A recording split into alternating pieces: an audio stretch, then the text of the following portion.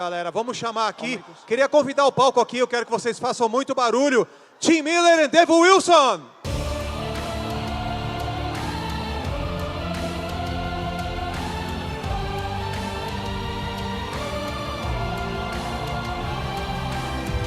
Hello, hello, hello.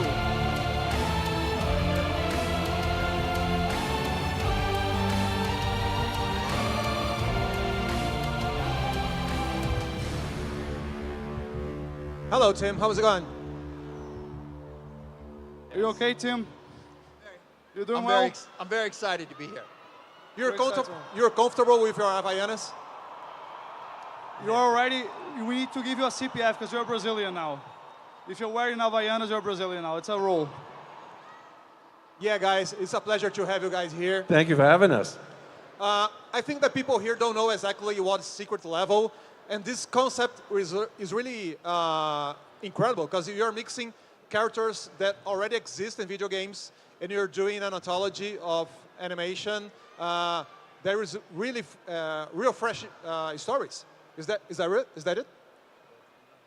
Yes, we're borrowing the great video games that we love to play or games that are coming out, and we're borrowing their characters and their worlds, and we're going to tell new stories in them. Sometimes we invent new characters too. Sometimes it's not just from the game, but we take it to the next step. Where does that freedom come from? You had to negotiate a lot of things. How was that? Super easy. Really? People trust us. Come on, look at. Wouldn't you trust us? The tattoos say, "Trust me."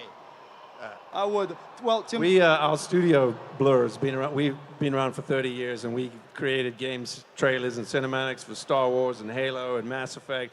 And over all those years, we've earned a lot of trust. So we're trying not to fuck it up with this series, but. You guys used to do stuff with Blur Studios, and everybody loved those cinematic trailers, and people would say, oh, they should make a whole movie out of this. Is that where Secret Level came from? Yes, we don't have any original ideas. We read all the YouTube comments, and we were like, this sounds like a great idea. We should do that. Yeah. I'm joking, but like every time those trailers would come out on YouTube, we read those comments, we really care. And it wasn't my idea. Tim was sitting in Blur one day and was like, we should do Love, Death, and video games. And that's where Secret Level came from. It's honestly been like a full circle. Like we always did video game trailers and cutscenes, which are little mini stories, and that led to Love, Death, and Robots, where we said, oh, well, let's tell original stories. And then that led back to, well, fuck, why don't we just do what we've done so well in the past, and we have all these relationships, let's just tell video game stories. This is a very obvious question, but we have to ask, what's the one thing that when you got it and you had that story and you would tell that game, you're like, this is it? Because I love Mega Man, I saw that in the trailer, I'm like, this is it. I'm so hyped. Which one was it for you? I've been a Warhammer fan since I was a little kid, and 20 years ago we did a Dawn of War trailer at Blur, and we had 4 weeks to make it, and it was probably the highlight of my 20 years working with Blur Studio. And we've been trying 20 years since to convince Games Workshop to do it again. But no, like Warhammer, without a doubt, I absolutely adore that franchise. Couldn't be more proud of the episode. Tim and I oversee the whole show, but I had time to direct 2 episodes, and personally, and Warhammer was one of them. I think that people here love what you guys did with Death, Love, and Robots. And you guys won some Emmys for it, which is really well deserved. And what kind of ideas do you think, well, we have to keep doing this way? Or are you doing this all fresh? How do you go from one to another? I love the anthology format. Like Dave and I have both directed movies, and it's great. It's an amazing format, but it takes a long time, you know. And we've both made movies that have failed too. And then you go, fuck, that took a long time, and it failed. But the joy of this is that it's like there's so many different stories, and they're all different. They have different characters and different paces and different emotions. And it's like if you have trouble focusing or ADD, this is the perfect show for you because you can just go from story to story to story.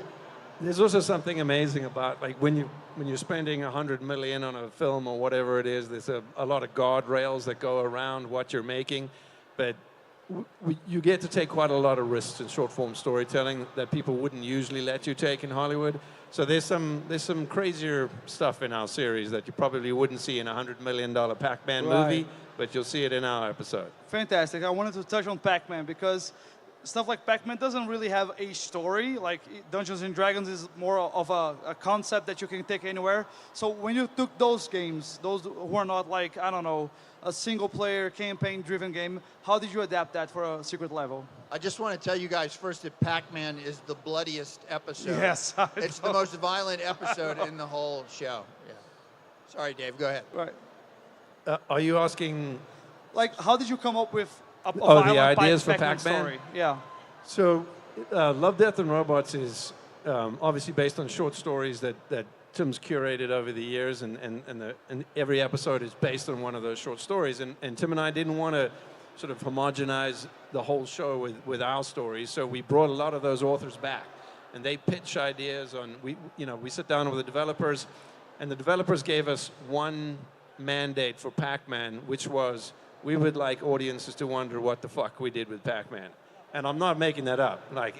That's what got translated for us. So either that translator was lying, and it's a big joke on Bandai, but we went through this author process, and they pitch ideas to us about what the episode could be. Ironically, in this case, they all felt pretty traditional, like what you would think a Pac-Man episode would be.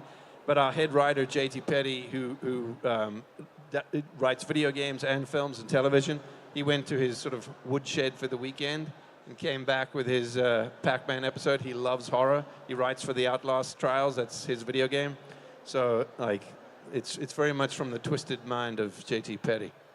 Is it easier to work with a character from the 80s, 8-bit characters, or characters like Kratos, which is already well developed in the 3D world?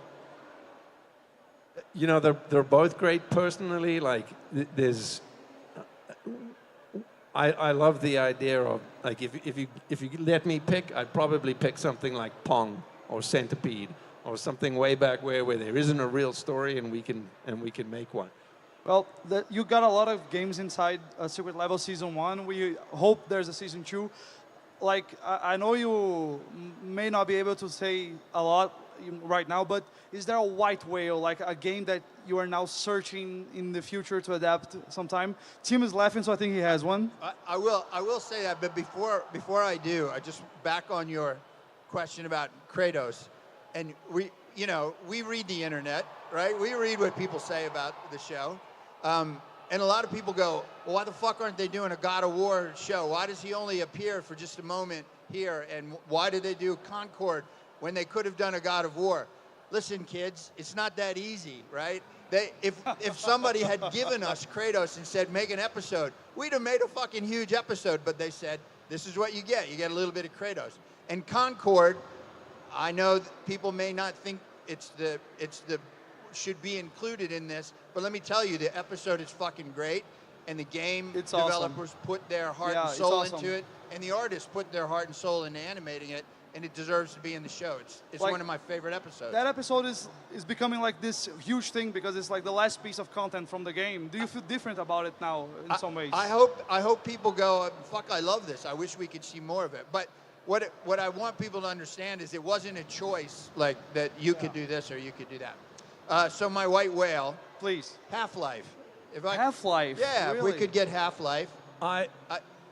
That's the hardest one to get, but if it was just for me, it might be Quake. What I would really love to do isn't just one game; it's the possibility of doing more than the games can do themselves. So, in the tradition of comic book crossovers, I would love to see Master Chief versus Doomslayer in an episode, and if someone will let us do that, then we have peaked. That's good. Well, one other thing that I know people are dying to know is about Mega Man, because I love Mega Man.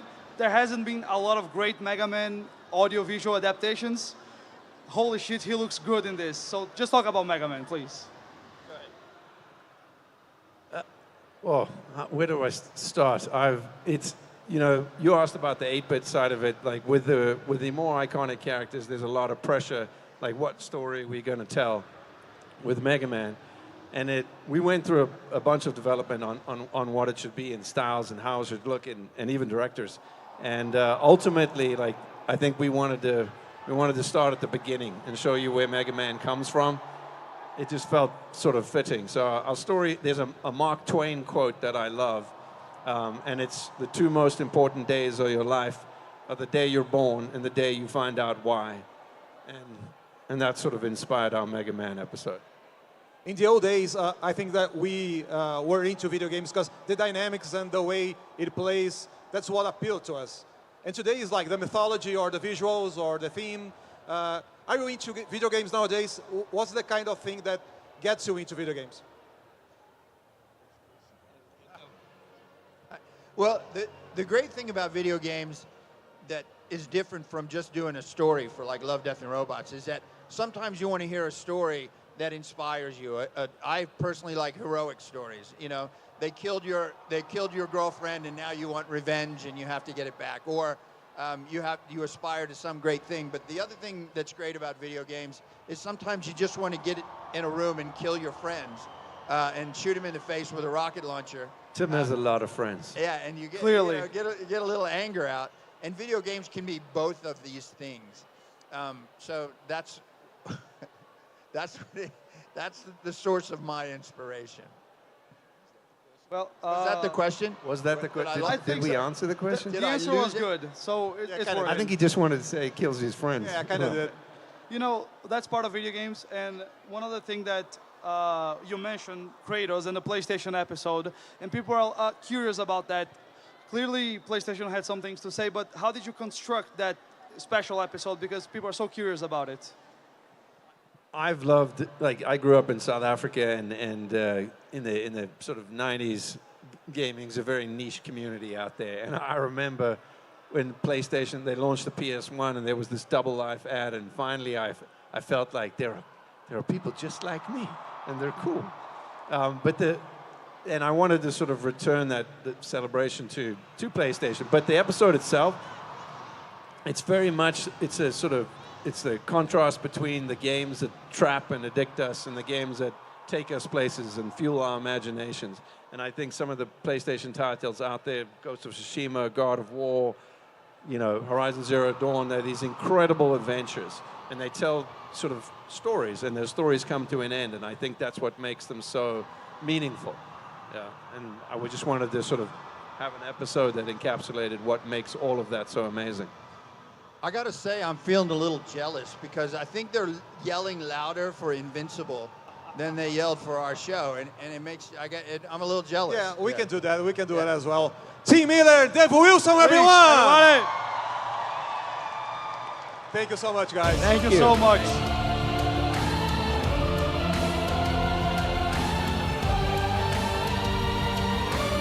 Uma salva de palmas.